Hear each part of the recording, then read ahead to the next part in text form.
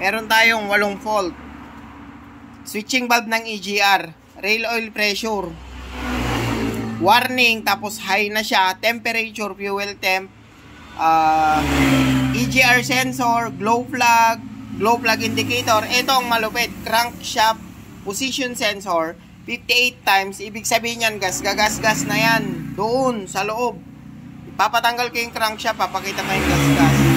8 fault, isa pa. Pati fuel temp. So paano yan? Dahil yan sa maling assessment dyan, hindi naman wiring ang problema. Tignan nyo ang ginawa sa wiring.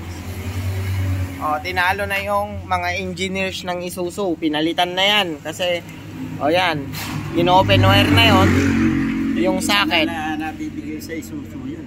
In-open wire na yung socket, pinalitan na nito. Patay tayo dyan. Nagkaloko-loko na tayo dyan. So pati ito nilaplap. Ayan.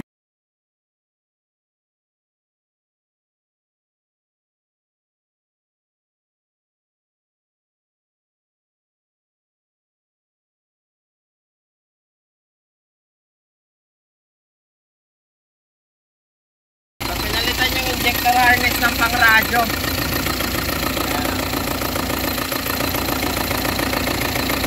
Open na siya. Tapos, erratic na. Ayan, nalaplap na lahat.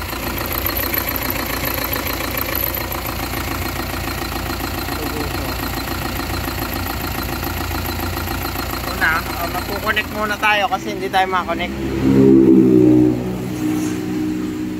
Wala tayong connection.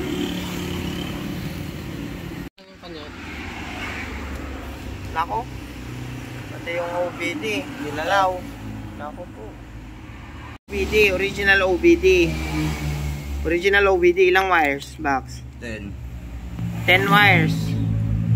Ano nangyari dun sa kanya? Nilipat-lipat siya. Ito nagkaroon, nilagay doon.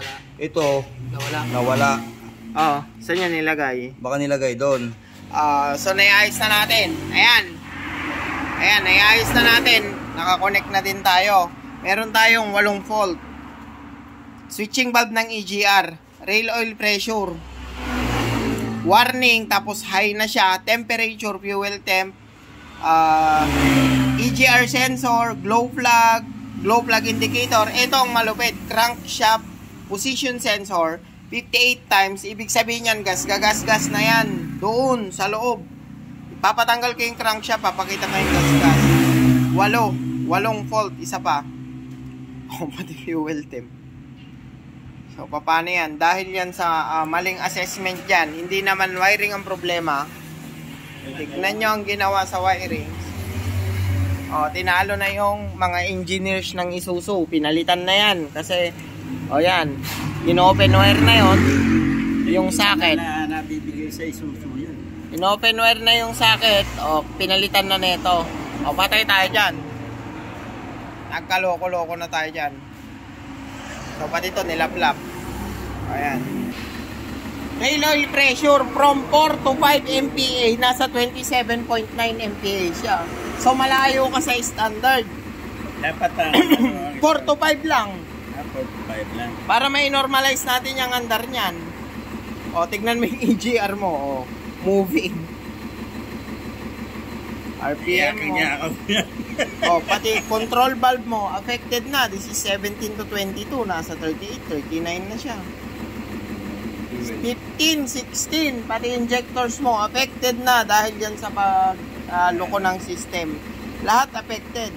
Ito ang isang medyo matugo dyan kasi sure ko may diferensya yan sa loob. Tignan natin, marami multiple yan. Yung failure nung sa yung multiple.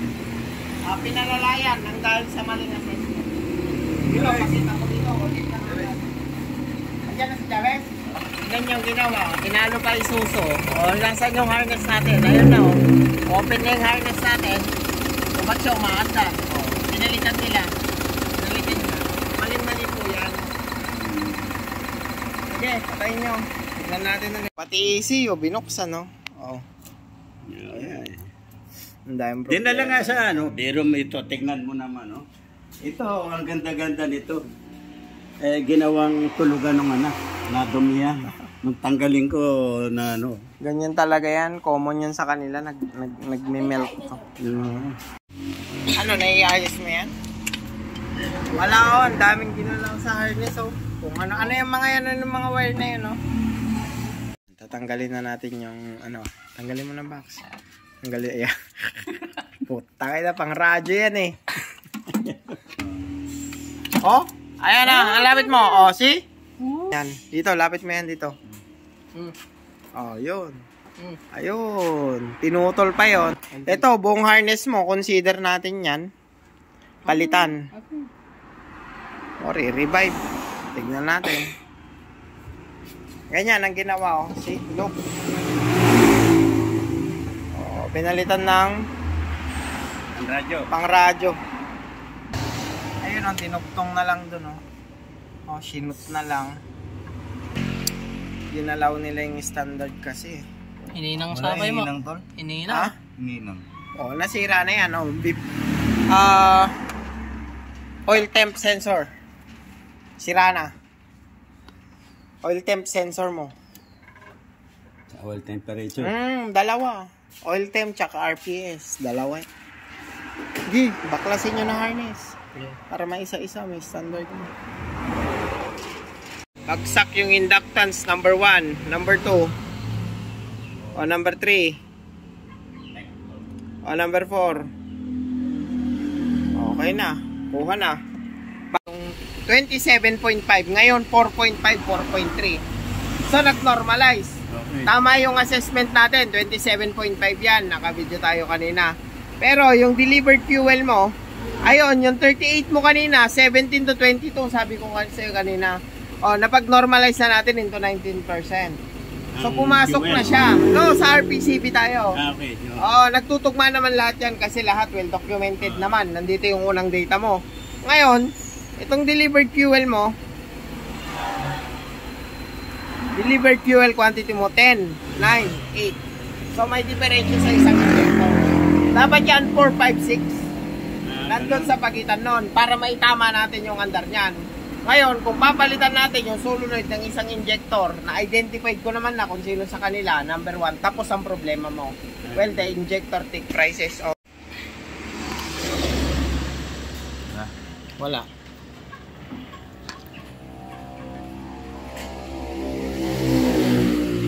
Oh, 5.28 microhenry. 1.61 ka kanina.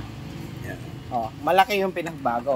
Oh, makikita. Oh, 528 ngayon, 5 to 6 microhenry. Ang ano normalize natin, so ito hindi na siya 27.5, 4.1, 4.5. Ito 38%, from 38 to 19 na lang siya. Tapos ang delivered fuel natin is ayan, 7 cubic milliliter per stroke. So na-normalize natin dun sa okay, normal. Tapos pag nag-RPM ka ngayon, o pinong-pino na, hindi na yung pak-pak-pak-pak gumagano. Pag minormo, gagano. Wala na, normal na yan kasi napalitan natin lahat ng dapat natin i-target. Actually, hindi ko alam kung paano siya sisimulan kanina. Dahil sa dami ng rumble sa file mo, tapos may natira na lang kami, wala kasi tayo niyan, fuel temp sensor. Wala tayo niyan. Wala tayo ng sensors na yan, so may iwan na siyang check engine dyan. So okay na. Ayan, ang andar ng makina ni sir. Engine wash nyo na, no? Tuuna kayo. May diferensya pa siya sa turbo. Kasi China yung nilagay na turbo mo, kaya meron. Ganyan talaga ang China.